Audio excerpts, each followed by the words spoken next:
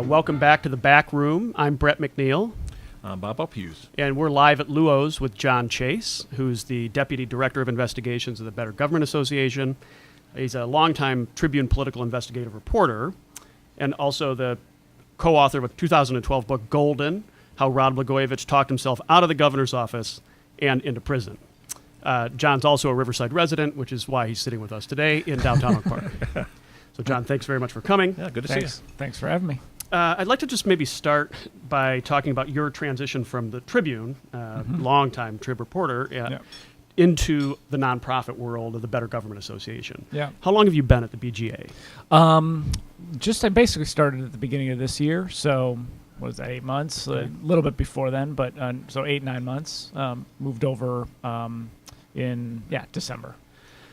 Your move is sort of part of a pattern that we've seen in Chicago journalism of people leaving the newsroom, Tribune and Sun-Times, and heading into nonprofit reporting like ProPublica. The ProPublica office is obviously staffing up. Right. Some people sort of consider that a cannibalization of the Tribune's newsroom in some ways. Like, what is ProPublica going to do to support good journalism moving forward? Are they just going to poach out of the, I've seen that on Twitter a lot. Right. I've seen that from people inside the Trib's newsroom asking that question from the investigative team. Yeah. In your experience, what prompted your move from, a big Midwestern newspaper to a kind of a more boutique shop? Yeah. So it was sort of multiple reasons. One, I had some personal reasons. My wife still works for the Tribune, so there was some financial considerations having two salaries coming out of the same place. But also, and specifically two salaries coming out of an institution that's had some financial problems. Is that the issue? There's been, as I think most knowledgeable about newspapers and the media, especially in Chicago. Chicago Tribune's had some financial issues, and who knows? I still think it's still the biggest newspaper in town, so it's not like there's a death knell or anything like that. But it's had its issues, and Michael Farrow, new ownership. There's craziness with Gannett. I won't bore you unless you want me to maybe later in this interview. So there was that reason, and then I think the biggest, probably the biggest motivating factor is the guy who brought me along. His name's Bob Sector. He was a long time. He was 20 years at the Chicago Tribune. He took a buyout back in 2014 or 15 or something, and then had a brief retirement, and then the BGA called him up and said, "Hey, do you want to come aboard?" And then he was looking for a number two, and asked me. And I worked with Bob. Bob's the guy who brought me downtown. I had worked out in the suburbs for the Chicago Tribune. He brought me downtown to cover state government back in the early 2000s. Just a great news guy. Worked for the Daily News before the Sun. Worked briefly for the Sun-Times. Worked for the LA Times for a long time. Then worked for the Tribune. So I just felt comfortable about that. And then a continuation of a long-standing relationship. Yeah, a long-standing relationship, exactly. And then the other thing is, I think we're all sort of uncertain about what the future holds for journalism. The one thing we do know is it's not static for sure, and we're in a real difficult time in newspapers and in media in general, and so what we're seeing, one of the things we're seeing is this nonprofit plan that's ProPublica, that's BGA, Center for Investigative Reporting, Texas Tribune, which does things like this, on a daily basis. It's just and certainly like Pointer is a long-standing. Sure, Point, right? But they also run a newspaper, so these other outlets, they don't have publications, but part of it's because of the internet. You don't need a printing press anymore to publish your news stories. You just need a WordPress, and so there is this movement, and being part of that, doing editing there. I had been a reporter my entire time at the Tribune. The idea of doing some editing with the BGA, and also sort of getting off the daily grind a little bit, focusing on just bigger stories. Those were all the ingredients to my decision. One thing I wanted to, with the different model that you're sort of working under now, I'm just curious to find out sort of if there's any difference in the way you approach your job or it affects your job. The funding model for traditional newspapers, advertising, right? You're not dealing with that, but you've got a new sort of class of funding sources and now. donors, right. And so, how does that affect the way you operate? Yeah, well, it doesn't really affect the way we operate. So I mean, there's about 25 people that work for the BGA. There's a fundraising arm. There's a marketing arm, essentially. There's the Andy Shaw arm. Andy Shaw's got the longest arm. He's the CEO, and so he's over all of it. There's also a policy arm, which we sort of treat like the editorial board. They, but instead of the editorial board just like writing up an editorial saying we think lawmakers should do X. What they do is they actually advocate for it. They go down to Springfield and they'll lobby for it. Okay. So it is a step beyond. And then we have our investigative unit, and that's the unit I'm in, and we're the biggest unit for the BGA. We have basically 9 people on our staff. And we do reporting. Yes, there are donors, who contribute to the BGA. We list those. But we don't really take that into account, when we're writing a story. So you have a sort of traditional firewall. Yeah, right, yes. I mean, if Andy Shaw or anybody else had said, hey, do this story for, because we need a donation, no, it's. Or a prominent obit for a longtime friend on the front page. Well, that has happened in the history of newspapers. Yeah, in this town.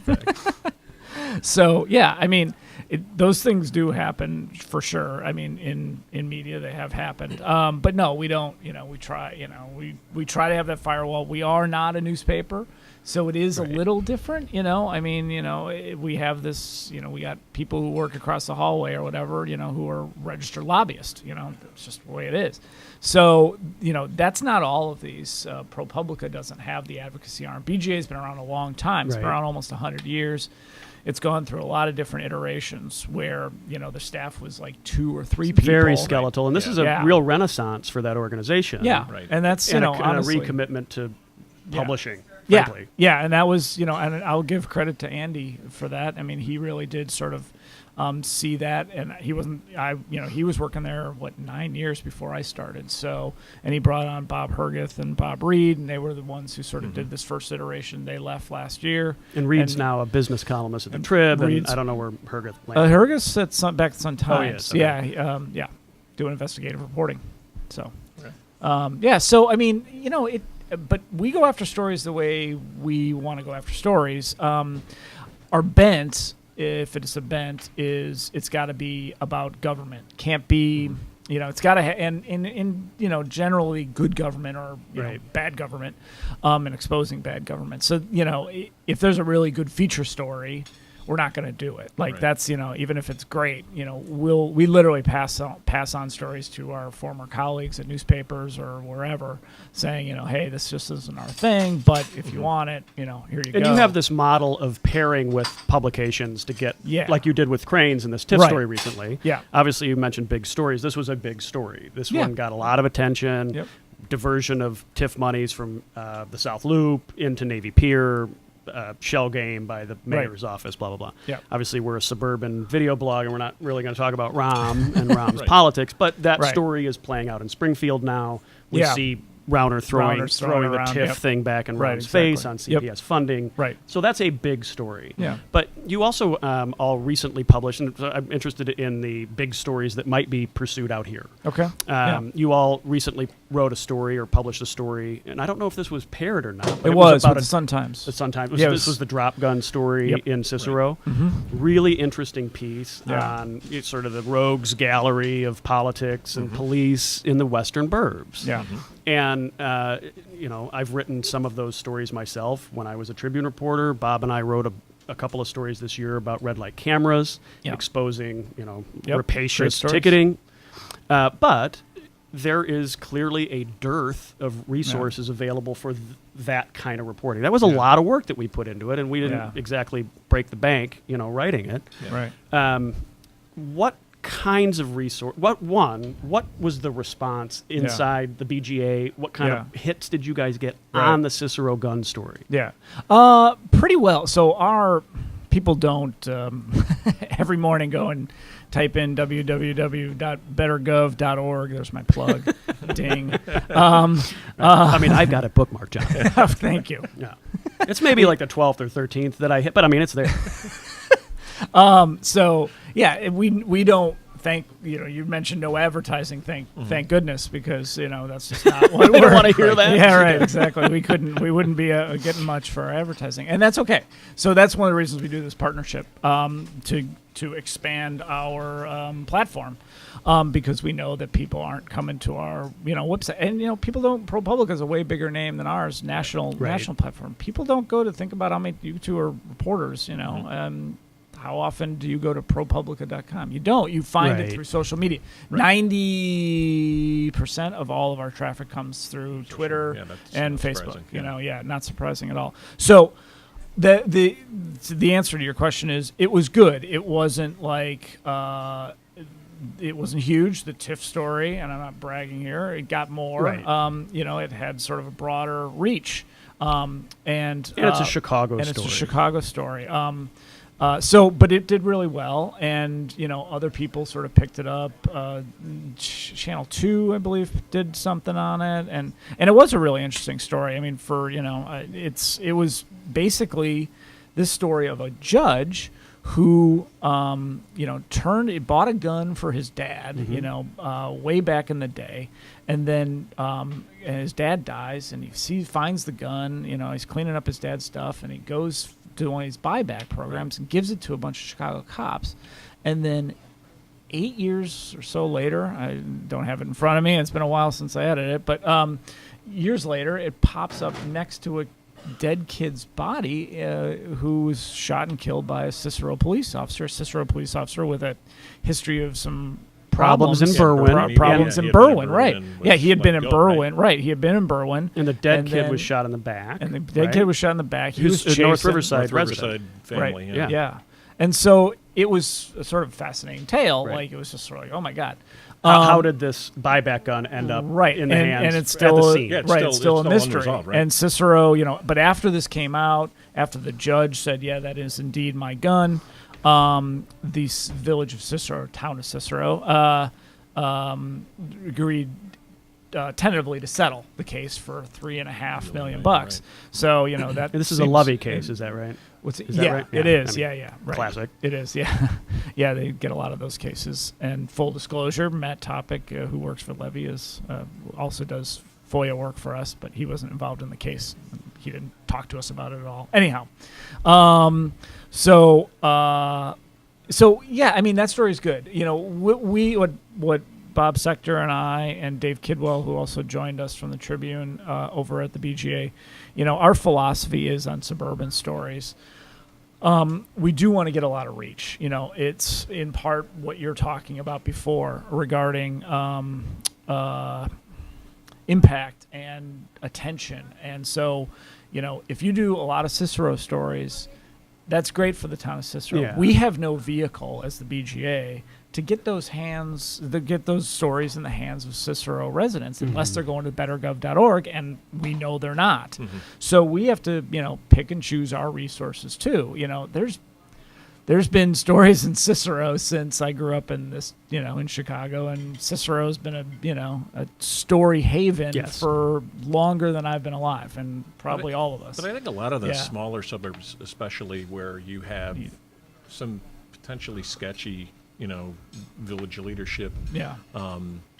They don't necessarily have community newspapers any longer, because the Life chain, for example, that covered the western suburbs for decades. Yeah. Essentially abandoned Cook County. Yeah. Although they have titles here, they don't have reporters at those titles. Right. You're absolutely right. So, they're all. I think there are a lot of page, good stories right? there, but Yeah. obviously you have, there's sort of a cost-benefit analysis that you guys do. As Yeah, well. it's exactly it. I mean, why did the Life papers leave? It wasn't because they were making money hand over fist in Cicero with their coverage. Yeah. Whether it was good or bad. I mean, maybe it was not so great. I have no idea. But yeah, it's really hard. And I think one of the points you're making is those are the towns that need it most. They need it badly, yeah. I mean, south suburbs, Village of Robbins, Harvey. I mean, you go through all these, and those are responsibilities of Tribune, Sun-Times, Southtown, BGA. I mean, those are technically within our area. Where we stop is the state of Illinois. Like we're sort of we're not going to go beyond the state of Illinois for our stuff. That's sort of, but everything within it, is potentially a story Coverage for area. us. Yeah, it's just a matter of picking those resources. I mean, the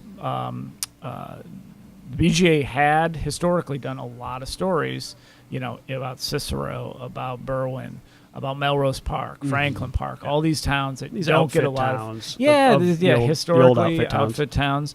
and there's still bad stuff going on there. And I guess my philosophy is those residents need good coverage. We'll try to do it where we can, but Casey Toner, who's the one who I should have mentioned, wrote the drop gun story in Cicero. We had done a story about Park District Police a few months ago. He had done a story, and we made a concerted effort. We could have done a story like, look how there's a couple of towns that were really sort of hinky. There's some hinky stuff going on. And, we decided to make it sort of broader and just sort of say, how many are there? What exactly is their role? A little more, explanatory story than like a, traditional investigative story. And, we felt like that was a good way, that's sort of our philosophy, I guess. If we're going to do a suburban story, it's got to have broad reach because we don't have a vehicle to get our stories in the hands of the people who are affected by it. I feel like a lot of those stories, were done and they were good stories, solid stories for the the residents of Melrose Park or whatever. But they just die on publication. They just die. Yeah. They and I don't know. I don't have an answer for. I mean, I don't know. What do you find in Riverside and in Oak Park and I mean, good. You have a vehicle, and so when you have good story, it probably explodes, I'm guessing, right? Well, certainly locally. Yeah, right. I mean, it doesn't get. I would say that a lot of our stories, even ones that I think would be interesting to a broader readership. I mean, don't get into the hands of the broader readership because, the broader readership is not putting rblandmark.com into their search engine. Same exact thing, right? But I think at least locally, places like Oak Park and Forest Park and Riverside and Brookfield, we do have reach there, and social media helps tremendously in disseminating that stuff. Right. Yeah. So. It's just it's a shame. It's all part of the broader story of. I mean, the Chicago Tribune had Suburban Trib back in the 70s, right? Sure. And 5 zones or 5 zones exactly, sure. and things have just and changed would send quite reporters to city board council meeting. meetings and in Oak Park. Right. In Berwyn. That's right. Yeah. I mean, I was there.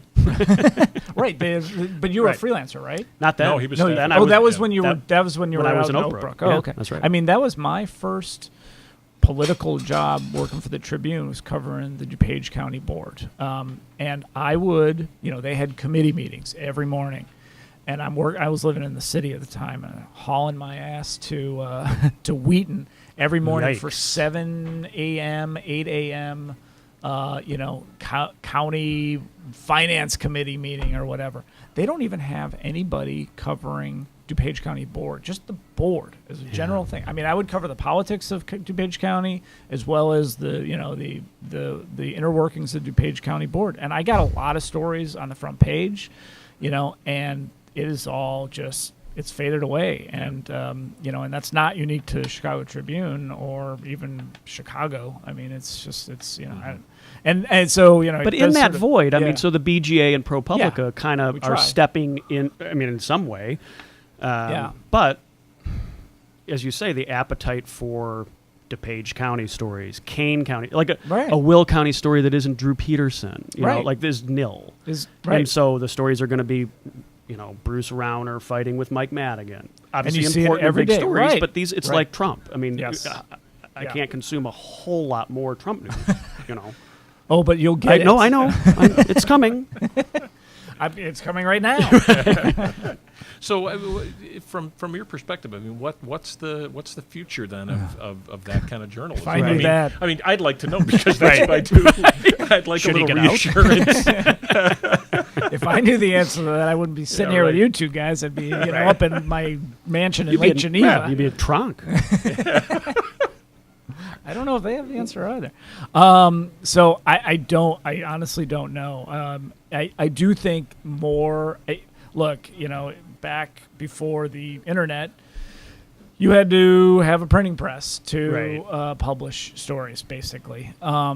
And that has all just been equalized. And so I think you're going to see more organizations like the BGA, like ProPublica, like Texas Tribune, yada, yada, yada. Fewer newspapers necessarily Right. popping up. And, some are going to have professionals behind them doing good work. Some are going to have a bunch of yokels who think they know what journalism is and coming from a certain point of view, and they're going to Sure. produce stuff. And it's going to be up to the citizenry to sort out what they like and what they don't like. I get a little afraid sometimes because, you follow stories on Twitter or whatever, and it's like everything else where, people would just pick Fox News or MSNBC, and that's a more recent, comparison where they just want to hear what they want to hear. Sure. The echo chamber. Right, the echo chamber. And, it's like, and nobody is willing to, to not only like hear another opinion, but even like, turn the channel to see what that other, because, and look, I try to do that, but I don't do it all the time either. It's like there's only so much you can take, and so I think it's going to get even more watered down. I thought by now, like the media landscape would figure itself out, and everyone points to Washington Post, New York Times is making all these great advances, and it's great. I love it, and Washington Post has been kicking ass. New York Times has been doing really well.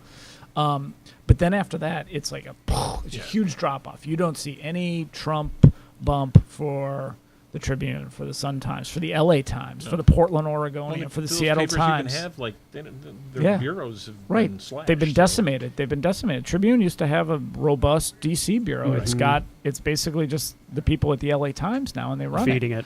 Yeah, and they feed it. And so it's just, I don't know. I don't. And that's a big question that I see, quite a bit is, does this newspaper, the Trump bump, does it survive Trump? I mean, is this a comet-like resurgence that will burn out whenever this presidency ends? I hope not. I hope not, but not for some of the reasons the reason the Trump bump is because people just like they're either get on there to get fired up because they're Trump supporters, get on there to get fired up because they hate Trump, or there's like the entertainment aspect of it. But I mean, we're also super divided country right now, and I think that no matter who comes in next, it's going to stay divided. Yeah. So I don't know if that's good for the news industry. I think, but I don't know. I get really frustrated because there is so much focus on national, and not that national news is not important, but it drives me. As somebody who made a concerted effort, had an opportunity to go to Washington, D.C., did not, because I just didn't want to be part of the Beltway, echo chamber, that sort of stuff, because I felt like local, statewide issues had more of an impact on people's lives, honestly, than the president. And I still believe that. But social media has made, while it's good for things like, disseminating your stories, and easier for, for some people to, for even groups like the BGA to get the word out. There's also this, this real element of everything's becomes national, and it's just like a feeds the monoculture. story. It Right, really is exactly. a media monoculture. Yes, and that's scary because, maybe people will pay attention to Bruce Rauner after Donald Trump, but and then maybe Rahm Emanuel, Mm-hmm. and then after that, it's like, Right. unless Tony Preckwinkle's taxing this, this thing of tea Correct. here, they don't think about Tony Preckwinkle at all, and they certainly don't think about the county commissioners, and they certainly don't think about their village mayor or president, and they certainly Township don't feel taxation, township, right. all that stuff, and that's like, that just gets totally blown out, and that's a side product. I got a question for Yeah. Bob. So, is there? In your experience, what do you think about a nonprofit type organization out here? I know some people have made a run at that. Some people have tried to kind of fly a proviso watchdog flag, and I don't know how you fund that, but then you're cannibalizing the donor base. Right. You know. Yeah, I don't know. For donors to want to invest in something like that, they want to get some bang for their Sure. buck. Yeah. I think. Oh, absolutely. And I think when we're talking about like the towns that I covered are they're 10,000 people, or North Riverside is like 6,000 people. Yeah. Right. That's not going to excite very many donors. Yeah. Even though there are really interesting stories going on, and I think of North Riverside, which now it's going on like 3 years ago, attempted to privatize their fire department. Yep. And really flew it as a test case for the state. Right. Exactly. And that's exactly right. if I covered it. I don't know that it might have got a story in the dailies, but it's totally disappeared from the dailies, and there hasn't been much news on it lately. But that was a Vanguard that's an issue that yeah. still Right. is in the appeals court. Yeah. So And that's something Rauner is, even though he Right. hasn't talked about a lot of it specifically in North Riverside, he's addressed that issue consistently. Yeah. Yeah, and I- it's as a you know, pension that- saver. Yeah, as a you know. pension saver, And right? it's Exactly. it's a big story, but again, it didn't generate a ton of interest outside of the Riverside Brookfield landmark. So Yeah, and it, to what Bob said, it's absolutely true about the donor base. In terms of, and we're not doing it necessarily just to attract your- more donors. please donate to Bettergov.org. You just have to PTA. click donate. And Right. no, just kidding. Is there a button, John? But you do try to again pick and choose those things, and there are important stories that don't get the coverage they deserve. That's been that way since Sure. I've been in journalism, Right. and it's just sort of now it is almost getting worse. In terms of, because at least the Tribune had somebody like you to send to the Berwyn Village Board. They don't have anybody. Right. They're not. It's not even close to their radar anymore. Mm-hmm. So Well, what I thought, back to the red light camera thing for just a moment. We looked at a 4-mile stretch of Harlem and found a gold Right. mine. Yep. And then the Sun-Times and ABC7 sort of expanded on that. And Yeah. what they showed was that the growth of suburban red light cameras is like now it's a larger business in the city. Yeah. And I just think that's an interesting example It of is. like, Yeah, that was good. Chicago's red light cameras have been in the papers for 10 years Right. and have sent some people to prison. Yeah. But quietly, the growth is really elsewhere. Yes. And I just think that, to me, we're talking about good stories in the burbs. Yeah. There are lots of people getting very wealthy, Yeah. very quietly in municipal Right. services, Yeah. governance. No, and very similar stories to traditional Tribune. I'm sorry, traditional Chicago stories of patronage. Yeah. Right. So No, I agree. That was a good follow on by Dan. John, do you miss covering state politics? Do you miss the governor? Rod Blagojevich? I don't necessarily wake up in the middle of the night going, "Man, I wish I was covering Governor Rauner." So no. The Blagojevich, he was something. That was just, I didn't know what I was getting into when I was asked by Bob Sector actually to cover him. I had. As I mentioned, I was covering politics out in DuPage County, and the Tribune back in the day, and this is, again, something they don't do anymore, they can't, is they had basically a reporter with every candidate running in the primaries. So they gave me Jim Ryan. because I was out in DuPage, and they're like, okay, well, you sort of know some of the players in DuPage, and he's a DuPage product, so cover him. And Jim Ryan was, for those who may not remember, was the Attorney General for 2 terms, and he ran against Blagojevich as a Republican in 2002. So I covered him, and everyone expected him to win. Like, other than his last name being the same, although no relation to George Ryan, everyone's just sort of expected that was going to, because it was like, who's the Democrats? Like, nobody, it was Roland Burris and Rod who, like, it's just sort of like, but it's a Democratic state, and was becoming even more so a Democratic state at the time. And so Blagojevich won, and then they asked me to go cover him in 2003 after he took office. And I mean, and from the very first day, it was just, you could tell there was something about him.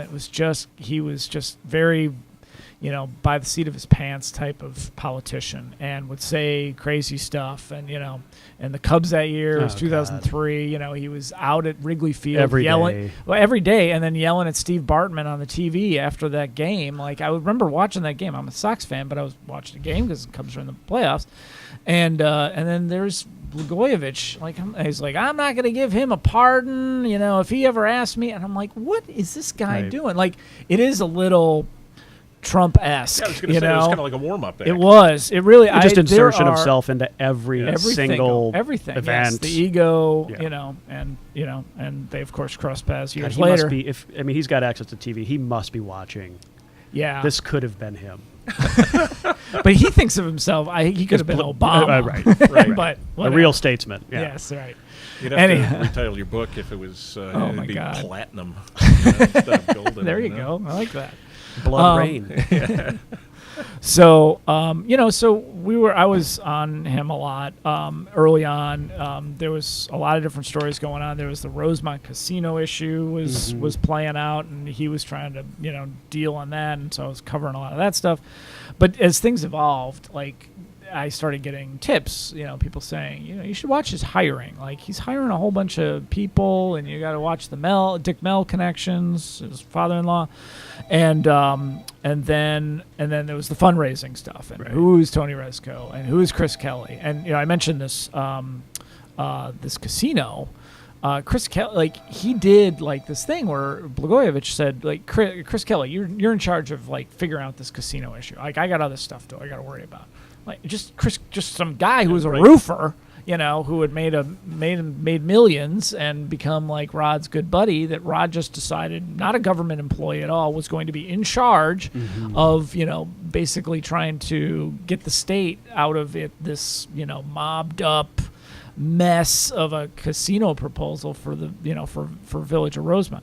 And so, like, I started covering a lot of that stuff, and I knew, like, there's some bad stuff going on here. And then the fundraising started really ratcheting up, and so my antenna was up, and not just mine. I mean, it was Sun-Times and Tribune and Daily Herald. Everybody knew something was up, but we had a lot of resources. So so then he started running second term, and I was covering him. And I mean, one of the stories that we broke before he ran was one of the better known stories about him, which was when his daughter got a $1,500 check for her birthday from a friend whose wife got a state job, and it was like, it just looked like a bribe. I mean, it just did, and the feds were investigating, by the way.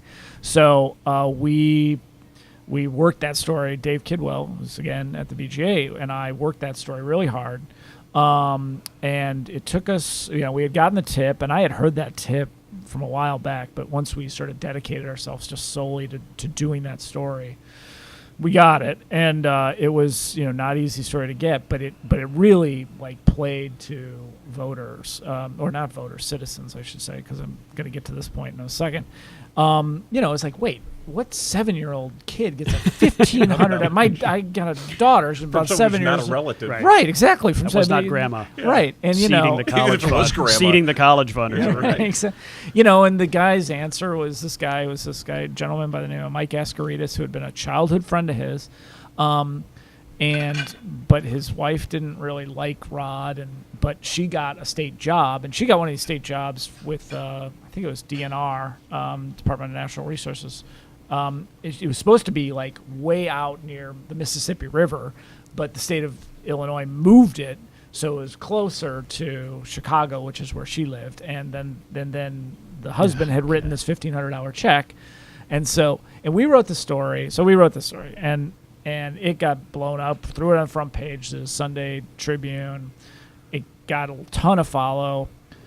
Rod Blagojevich just ran away with that election. Didn't matter. Like, there were red flags all over the place about him. But he's running against Judy Bartopinka, Riverside resident. So all comes full. I was not living in Riverside at the time. Didn't even know where Riverside was, I don't think. And so and then after that it was what probably everybody remembers, which was just sort of craziness and fundraising and scandal after scandal, and there were hiring stories. We did a ton of hiring stories, questionable hiring, never got prosecuted on any of that stuff. But they were looking at it. The feds were looking at it really hard. And then they used that, and then the fundraising. And there were lots of questionable fundraising. And then the feds tapped his phones. Right. And then he just... The Obama seat. Yeah, the Obama... Right after Obama won. And that was it. So, yeah, it was crazy. I mean, it would probably be, it's not a highlight for the citizens of Illinois, but it is a highlight of my journalistic career, sure. Having covered that. Do you have any favorite Rod moments? Well, I don't know. I have one that I'm going to share from the 2003 Cubs run. But right. Okay. I don't know if, how you well, one-on-one very much. Oh, a lot. Yeah. Oh, yeah. He knew me. He hated me by the end. I mean, he was. I'm on the tapes. Like, he was like, wait, because I had to call him for a story. And so I call his spokesman and say, hey, we're writing a story. I can't remember. I think this is the one where, you're under investigation. Oh, right. No, it was a story about you're being recorded, ironically. And we're writing a story saying the feds have have wiretapped you, in a very general way, not on your phone or anything like that, because we didn't have those specifics at the time. And he's like, wait, Chase said that? So the Flack calls Rod at home and says, hey, Tribune's running the story. It's saying this. I assume we're not going to have any comment, but it says this. And he's like, oh, Chase said that, God, and then he talks later on about wanting to sue the Tribune for all our coverage. I mean, the memory that will stick out most is the morning of his arrest. We had worked our sources pretty well and were aware there was going to be probably something going on at his house that morning. Mm-hmm. And so I got up at 4 o'clock in the morning, maybe even 3, and got in front of his house and was sitting in front of his house in my car with a photographer. And we waited and waited and waited. And 6 o'clock on the dot, 3 black SUVs zooming up the street right off of Montrose into Ravenswood Manor. Into Ravenswood Manor, and pull up in front of his house, and it was like, oh my God, this is actually going to happen. He's getting arrested, and sure enough, and they were gone pretty quickly. And so, sort of witnessing that was one of the things that he. As far as him individually, after that $1,500 check story, he had his first sort of press availability, and he was getting yelled at by everybody. Marianne Ahern was really yelling at him. Well, I mean, like, really pressing him on questions. And he said something like, well, I think that $1,500 check was for my daughter, and it was for my other daughter because she was just born. And this was after they had been on record saying this was a check for my 7-year-old's birthday. And now he was changing his story. Now he's like, it could have been for a christening. And so I started, badgering him at that point. And I was in one of these situations where I'm trying to stay below the cameras. So I'm like kneeling on the ground, yelling at him as with my tape recorder up here, and he's like, well, she's challenging your story, and we started yelling at each other. And he's like looking down at me. It was on YouTube back in the day when it was like YouTube was nothing, and I was like, hey, I made YouTube, look at that. So those are, there's a lot of other things. I mean, we were out in front of his campaign headquarters when one of his guys was coming out having just we didn't know it at the time, but we suspected something was up. He had just recorded him. Yeah. Oh. He had just recorded Blago because the feds had taped the campaign headquarters first before they tapped his house. So, anyhow, what's your Less dramatic. Yeah, But okay. back to the insertion of self into all things.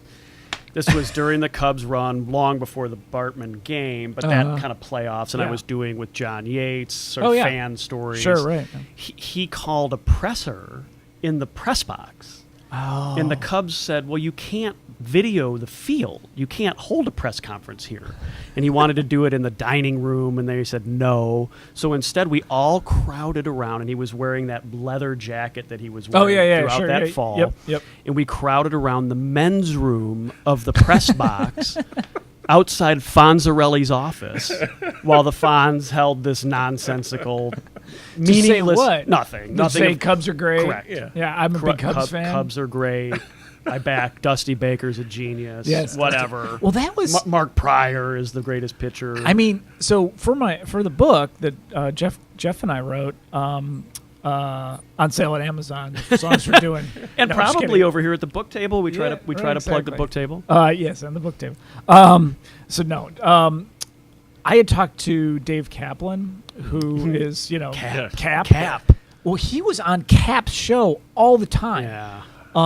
For years, talking about Cubs and coming up with different lineups and he'd be on the phone for 45 minutes with Kaplan on WGN. It's like, what Talk the hell about- are you doing? Talking about the Cubs. Right. Like he's obsessed. Alex he was obsessed, Rodriguez's right. batting average. Whatever. I mean, it was just like, that was where he was fully sort of checked out. This is after 2003. This is, 2004. I think he was ripping on Lou Piniella. There was stuff that came out in the trial, where he was writing Lou Piniella notes. Sweet Lou.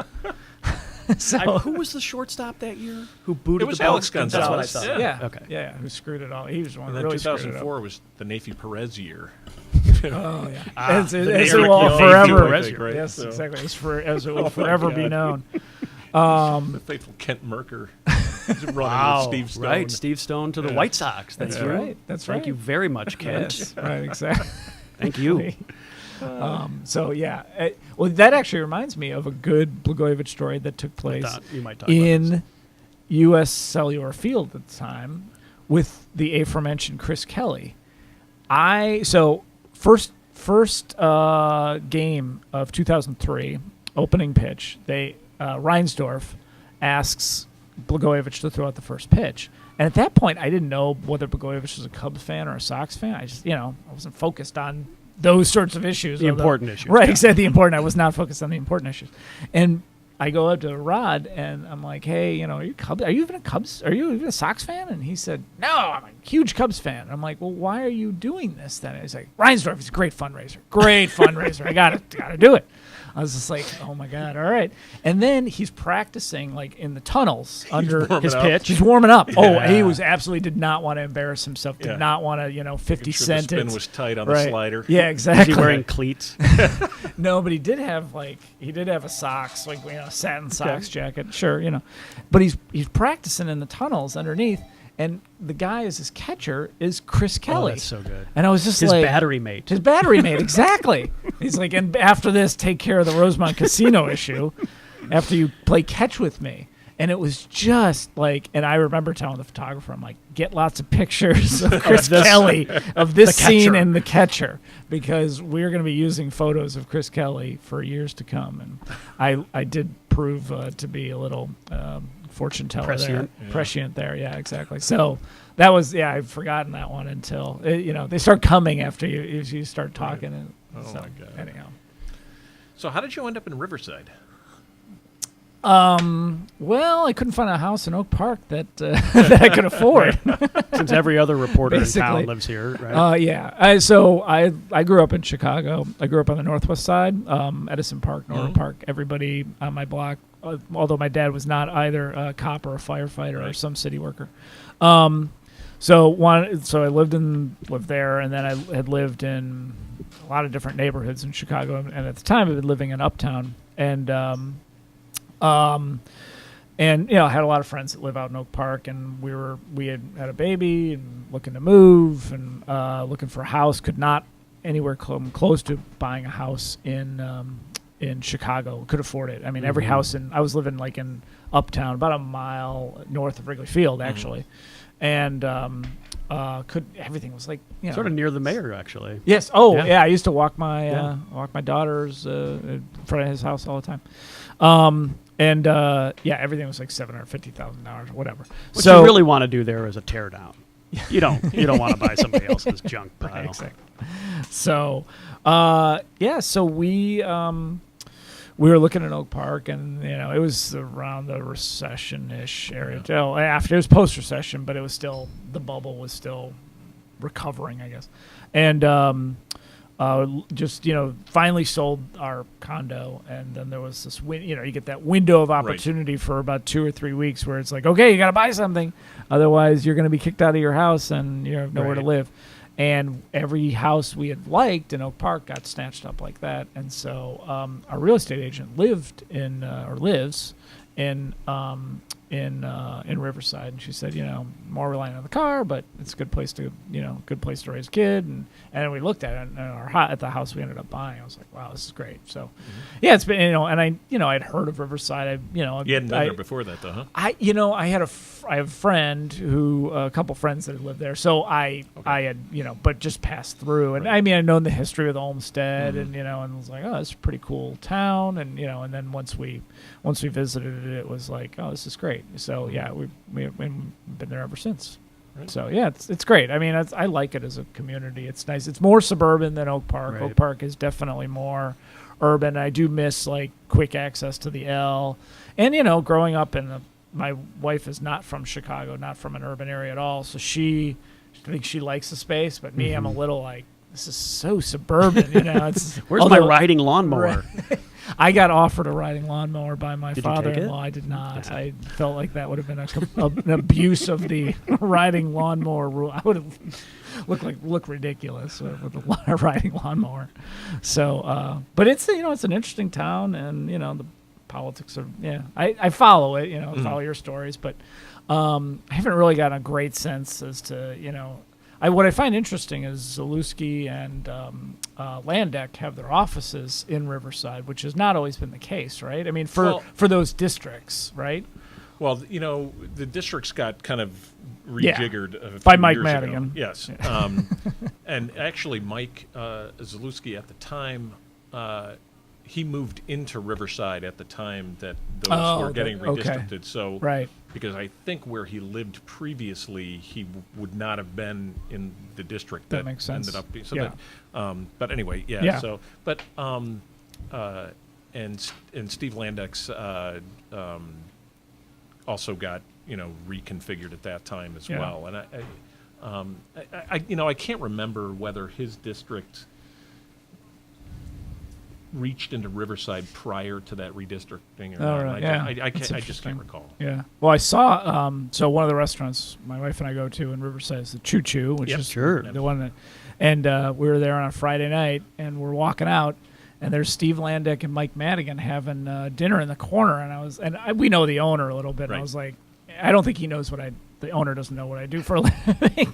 And I was like, oh, you got some big power dinner. Power. And he was like, yeah, I don't know what to do here. So we were walking out as they were, But and everyone asked me when I told them that story whether Mike Madigan had an apple and whether he was just eating an apple and that's all he was eating. And I don't know the answer to that. My assumption is no, though he actually ate food. So, but I mean, he really has maintained his weight well through his life. Well, the story. He looks good. Yeah. Oh, absolutely. He's in great shape. Yeah. The story was he years ago, 70s or whatever. He was like putting on weight. You go down to Springfield, Sure. you just sort of and he just like he's whatever side you're on, he's like the most disciplined politician anybody's ever met. Right. And he just decided not drinking, gonna eat well, and he is basically an example for all of us. At least there. At least there, Yeah. right, exactly. So anyhow, I got the paper as soon as I moved in. I support my local journalism. So I'd like to hear that. Yeah. Well, quite frankly, I mean, not to toot the company's horn, but I mean, there just aren't that many local newspapers that have that kind of local focus anymore. Yeah. I mean, there's And dedicating a full timer Yeah. to that. Right. Yeah. For What sure. is going on with the Brookfield Fire Commission? What was that about? I don't know if I'm putting you on the spot here. No, I think, and in fact, Now we're getting really into the weeds. Yeah. The Brookfield Woo! I Fire know. Commission. Hey, People- but you know what? I know. You're reporting on Well, it. it's funny. so- The last thing I did on Friday was go to a special meeting of the village board to appoint the new fire and police commission. Yeah. And the most recent chairwoman of the commission, she showed up at that Yeah. meeting. I give her credit for that. And for whatever reason, I don't know if it was miscommunication or just someone assuming that other people should have known better. She had been doing it decades. Yeah. It's an unpaid thing. It's a very it's a time-consuming commission, and she felt unappreciated. Yeah. Oh, really? That's I pretty think, much what. That's my sense. Yeah. It was unappreciated. No one ever says thank you. Right. And finally there was Sometimes it's this little there things. was Yeah. this little miscommunication about a promotion that was happening, and that was it that was it. Wow. And when she left, So there was everyone somebody else quit? left? Is that what happened? everybody Somebody- the Okay. entire commission. Yeah, I mean that is pretty rare. I mean, it's Yeah. as boring as somebody might think a Right. fire commission. I mean, when a whole board just decides to up and En leave. masse Right. And, quit. exactly. Yeah. I was like, God, that's crazy. Yeah, so it's interesting. There's a new commission now. Yeah. And including a guy, Captain Ed Berman, who just retired Oh, from the fire the- department and- like right. Didn't you just 10 do a days story ago. on him? Yes. Okay. So his retirement Looking for lasted something to do. 10 days. Yeah. So good for Ed. Yeah, exactly. So Well, we're coming up on an hour, I think. Oh, wow. So That's you're quick. going to have to come back, John. There's Oh. obviously plenty to talk about here. Yeah, and we can always. get a little deeper into the landmark and some local politics. But I want to say thanks to Sure. dropping by Luo's. Yeah. And It's my first time here, actually. I've always passed by and always been like, that looks like a cool place. you Old gotta school come back for Chinese. the lunch special because man, it's a bargain Yeah. and it's delicious. Yeah. All right. All right. All right. Excellent. Thanks, John. Thanks, John. Thanks.